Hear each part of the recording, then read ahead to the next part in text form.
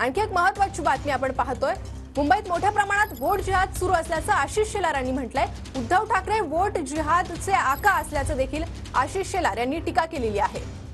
तर फडणवीसांनी मुलाखतीत देखील जे म्हटलं त्यानंतर आता आशिष शेलार यांची ही वक्तव्य समोर येत आहे। उद्धव ठाकरे वोट जिहादचे आका असं आशिष शेलार यांनी म्हटलेलं आहे। भाषा जिहाद, आता वोट जिहाद चालू आहे, वोट जिहाद। आणि म्हणून भाजपच्या कार्यकर्त्याला मी नम्र निवेदन करतोय, हा वोट जिहाद मुंबईत मोठ्या प्रमाणात सुरू झाला आहे आणि या वोट जिहादचा